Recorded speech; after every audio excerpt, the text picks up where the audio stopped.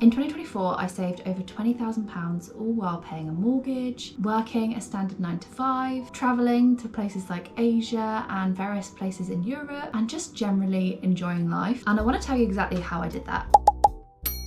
Now, this is not a video on how to do a low spend year or a no spend year because one, I've never done that. Two, I think you can save without doing that. I'm here to share how you can save money while still living your life. I'm Abby. I talk all things money with a little bit of life and just general well-being thrown in there. And I love to share my finances in the hopes of helping other people and just to generally open up the conversation around finances. So let's get into all of the saving tips. First up, before you do anything, before you start saving money, you need to have a savings account. Now, I personally would find a high interest savings account, and that means that any money that you are saving is getting the best possible interest rate. So that is money that you're getting for saving money. There are so many savings accounts out there, but there's different tools that you can use to find the best interest on your savings. And it will also depend on what you're looking for. So if you're looking to save over a number of years, you may want to find highest possible interest rate that might be fixed for 2 years, and therefore you can't withdraw your money, but you're getting an amazing interest rate on it. Whereas if you're thinking, I want to buy a house and I want to save as much money as possible before I get there, then there are other savings account and instant access savings account that you can find, savings accounts that you can find that will help you save money while still being able to access it in the short term. You can also open an ISA, and the ISAs have different tax saving benefits. So you can save money and not pay any tax on the interest that you're earning. If you do have any questions around ISAs, let me know in the comments and maybe I'll do another video on the different tax saving benefits and how they actually work. You can also have dedicated savings accounts. I personally really like the Monzo savings pots because they have a really good interest rate, and this means that you can dedicate your savings account to a particular thing, whether it's a car, a house deposit, a wedding, anything like that that you're saving up for, you can dedicate it to. And sometimes they may have lower interest rates, but if it helps you to compartmentalize and to save for something specific, you may find that it's best for you. They can also be referred to as sinking funds or sinking pots. So you opened your savings account, it is now time to start saving. The first thing you're going to do in order to save money is to track all your spending and your income, but mainly your spending. There is no possible way of you effectively saving money without tracking everything that you're spending and earning. Every single penny that you spend should be tracked. You should know exactly where every penny is going. Personally, I like to use a spreadsheet so I know exactly where all my money is going, but if you prefer, you could even use the Notes app on your phone, or there's loads of different apps you can also find. Some banking apps have this feature where you can track your spending, but what I'd say, if you're spending from multiple accounts, make sure you've got something that holistically looks at all of your spending and not just from one account. If you've got a credit card that you're spending from, or you're spending from 2 different cards, like a joint account and personal current account, and further down the line, that would be really, really useful, as well as just being really good to know where exactly your money is going. Once you know what you're spending on, where it's all going, you can start to set budgets.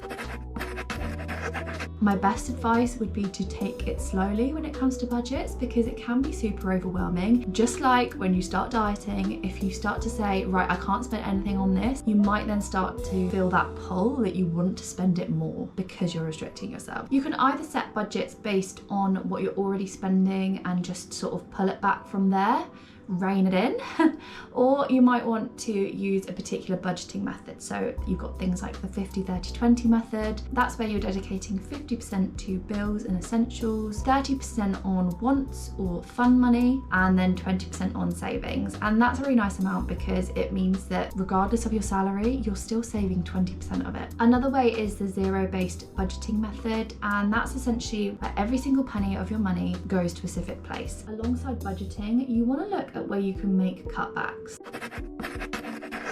Can you switch to a better energy provider or to a better phone provider, broadband, whatever it might be, so you can reduce your bills? And then similarly, can you cancel some plans? Can you change some plans? You don't always have to be doing the most expensive thing with your friends, and if you can still enjoy time with your friends, do something that might be cheaper. Similarly with your family, or if you find that you're spending £100 on takeaways a month, can you start to do a fake way where you make the meal yourself at home?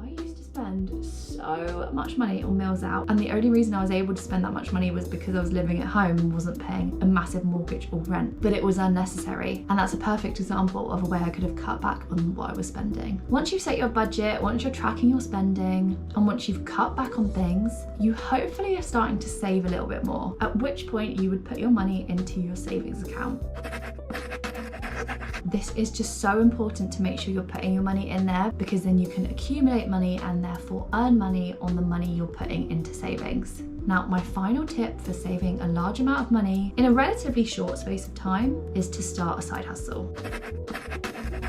It's a lot harder to get a pay rise or to earn more money from your job than it is to start a side hustle. Now, I'm not gonna lie and tell you that it's a super quick process, and to be honest, most get rich quick schemes just aren't gonna work. But I was stuck earning less than £2,000 a month, and even though 50% of my salary was going on bills, it was so hard to find places in my monthly budget and in my salary to actually save more money. So one of the biggest ways I was able to save £20,000 in a year was by earning more money. I worked in a marketing job and I did marketing on the side for different clients. I did dog sitting and I also did content creation. And in 2024, I was able to earn over £12,000. You can do things like surveys where you can earn money, but to be honest, I find that those low ticket items where you're earning less than £1 per 10 minutes that you spend on something, I would say it's best to use your skills and to find a way that you can monetize that, whether that be through coaching or teaching an exercise class. There are so many different side hustles that you can do. It's just a really great way to earn extra money on top of what you're already earning. I would love to know if you found these tips useful, and if you did,